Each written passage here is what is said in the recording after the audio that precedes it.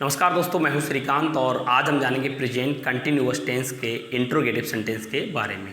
Interrogative sentence को हिंदी में हम प्रश्नवाचक वाक्य कहते हैं। ये दो तरीके का होता है, मैंने आपको पहले भी बताया था। एक होता है यस नो टाइप, जिसके शुरू में क्या लगकर आता है, और दूसरा होता है WH टाइप, जिसके बीच में कोई प्रश्नवाचक क्या, क्यों, कब, कहाँ, कैसे लगकर आता है। इनको कैसे बनाते हैं उनको हम एग्जाम्पल के माध्यम से समझेंगे। क्या तुम अपना पाठ याद कर रहे हो? सबसे पहले हम इसको पहचानेंगे। मैंने इस टेंस की पहचान आपको बताई थी कि यदि क्रियाओं के अंत में रहा है, रही है, रहे हैं, रहे हो, तो यहाँ पर याद करना क्रिया है और उसमें रहे हो लगा हुआ है, तो आप तुरंत समझ आएंगे कि ये प्रेजेंट कंटिन्यूअस टेंस का वाक्य है। और क्या लगा हुआ है तो कैसा सेंटेंस है? इंट्रोगेटिव सेंटेंस है। और इंट्रोगेटिव भी किस प्रकार का है? यस नो टाइप, यानी हाँ या ना वाला है, क्योंकि इसके शुरू में क्या लगा है, इसका उत्तर जब आप देंगे तो सिर्फ आप हाँ या ना में देंगे।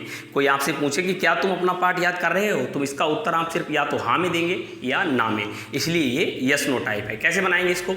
सबसे पहले शुरू में क्या है तो इस क्या के अंग्रेजी व्हाट हम नहीं लगाएंगे, बल्कि उसकी जगह पर हम HV, इस टेंस की जो HV है उसका प्रयोग करेंगे।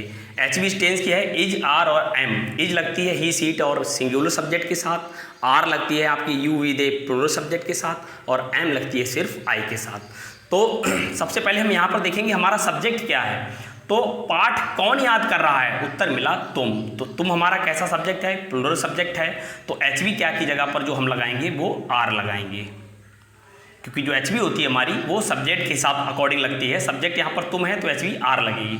उसके बाद सब्जेक्ट है तुम, यानी यू, क्योंकि तुम ही यहाँ पर याद करने का काम कर रहा है। उसके बाद वर्ब की फर्स्ट फॉर्म में ING, तो तुम यहाँ पर कर क्या रहा है? तो तुम यहाँ पर याद कर रहा है, लर्न, उसमें ING लग जाएगी, लर्निंग। ओ मतलब ऑब्जेक्ट, तो तुम क्या याद कर रहा है? उत्तर मिला अपना पाठ। याद करने का जो असर है वो अपने पाठ के ऊपर पड़ रहा है, यानी तुम यहाँ पर क्वेश्चन कीजिए क्या या किसे लगाकर, तुम क्या याद कर रहा है? उत्तर मिला अपना पाठ। तो ये अपना पाठ हमारा ऑब्जेक्ट हो गया। तुम के साथ अपना की इंग्लिश योर लगाई जाती है, योर लेसन, अपना पाठ, और लास्ट में लगा देंगे हम क्वेश्चन मार्क। हमारा वाक्य बन गया are you learning your lesson, क्या तुम अपना पाठ याद कर रहे हो? सबसे पहले HV, फिर सब्जेक्ट, फिर वर्ब की फर्स्ट फॉर्म में ING, फिर ऑब्जेक्ट, कर्ता, क्रिया, कर्म। बस इतना फर्क है कि अगर शुरू में क्या आए तो सबसे पहले हम HV को शुरू में उस क्या की जगह पर लिखते हैं। अब अगला WH टाइप देखते हैं। वह अपना काम क्यों नहीं कर रहा है? तो रहा आया तो आप तुरंत समझ गए कि ये प्रेजेंट कंटिन्यूअस टेंस का वाक्य है, और क्यों इसके बीच में लगा हुआ है तो ये इंट्रोगेटिव यानी प्रश्नवाचक वाक्य है। अगर वाक्य के बीच में क्या, क्यों, कब, कहाँ, कैसे, किसने, किसको, अगर ये शब्द वाक्य के बीच में आते हैं तो ऐसे वाक्यों की इंग्लिश बनाते समय जो प्रश्नवाचक शब्द वाक्य के बीच में आता है उसकी इंग्लिश सबसे पहले लिखते हैं। और ये ऐसे जो वाक्य होते हैं वो WH टाइप बोले जाते हैं, क्योंकि जब प्रश्नवाचक शब्द जितने भी हैं वो सारे WH शब्द से ही शुरू होते हैं, जैसे व्हाट, वेयर, इनके शुरू में WH ही होता है, इसलिए इनको WH टाइप कहते हैं, क्योंकि वो शब्द वाक्य के शुरू में लगते हैं। आप यहाँ पर सूत्र में देख सकते हैं कि मैंने लिखा है QW का मतलब है क्वेश्चन वर्ड, यानी वो प्रश्नवाचक शब्द जो वाक्य के बीच में आया है उसकी इंग्लिश सबसे पहले, फिर उसके बाद सहायक क्रिया यानी HV, फिर सब्जेक्ट, वर्ब की फर्स्ट फॉर्म में ING, फिर ऑब्जेक्ट। कैसे बनाएंगे? सबसे पहले हम पहचान देखेंगे। यहाँ पर हमारी क्रिया है कर्म, यानी करना, उसमें रहा है लगा हुआ है, तुरंत समझ गए कि यहाँ प्रेजेंट कंटिन्यूअस का वाक्य है, काम की जारी रहने का बोध हो रहा है। और इसमें क्यों लगा हुआ है तो इंट्रोगेटिव, और नहीं लगा है तो निगेटिव, इंट्रोगेटिव निगेटिव सेंटेंस है। कैसे बनाएंगे? सबसे पहले हमारा सूत्र में है QW यानी क्वेश्चन वर्ड। तो यहाँ पर प्रश्नवाचक शब्द कौन सा है? क्यों, तो क्यों की इंग्लिश सबसे पहले व्हाई। उसके बाद HV हमेशा सब्जेक्ट के अनुसार लगती है, तो सब्जेक्ट यहाँ पर अपना काम कौन नहीं कर रहा है? उत्तर मिला वह। तो वह सब्जेक्ट कैसा है? एक वचन है, तो HV क्या लगेगी? इज। उसके बाद सब्जेक्ट यानी कर्ता, कौन अपना काम कौन नहीं कर रहा है? तो वह सब्जेक्ट हो गया, वह यानी ही, लड़का है तो ही लगाएंगे। उसके बाद क्रिया यहाँ पर करना, काम करने के लिए हम क्या कहते हैं? डू में ING लग गई तभी हो गया डूइंग। उसके बाद O मतलब ऑब्जेक्ट, तो वह यहाँ पर, हाँ सॉरी, इसमें एक चीज़ और छूट रही है।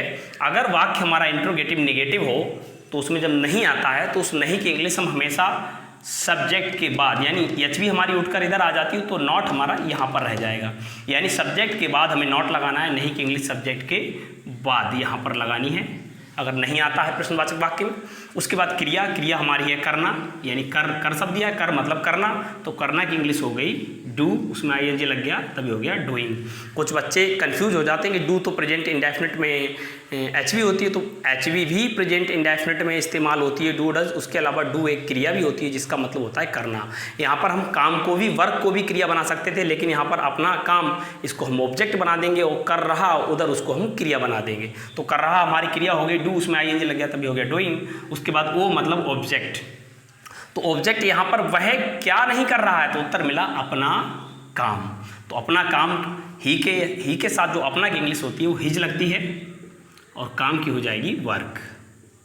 उसके बाद क्वेश्चन मार्क, ये हमारा वाक्य बन गया why is he not doing his work, वह अपना काम क्यों नहीं कर रहा है। सबसे पहले क्वेश्चन वर्ड यानी प्रश्नवाचक शब्द, उसके बाद HV सब्जेक्ट के अनुसार, उसके बाद अगर नहीं आया तो सब्जेक्ट के बाद नॉट, उसके बाद वर्ब की फर्स्ट फॉर्म में ING ने क्रिया के पहले रूप में ING, उसके बाद ऑब्जेक्ट। हमारा वाक्य बनकर रेडी हो गया why is he not doing his work. ये था इंट्रोगेटिव सेंटेंस। आई होप ये दोनों तरीके के वाक्य आपको समझ आए होंगे। इन दोनों सूत्रों के माध्यम से आप कोई भी इंट्रोगेटिव सेंटेंस प्रेजेंट कंटिन्यूअस का आ जाए उसको बड़ी सरलता से आप बना सकते हैं।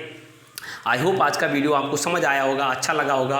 अगर वीडियो अच्छा लगा हो तो लाइक करें, अपने दोस्तों में शेयर करें और चैनल को सब्सक्राइब करना ना भूलें। तो मिलते हैं अगले वीडियो में, तब तक के लिए keep watching my channel, get knowledge. Bye bye, जय हिंद।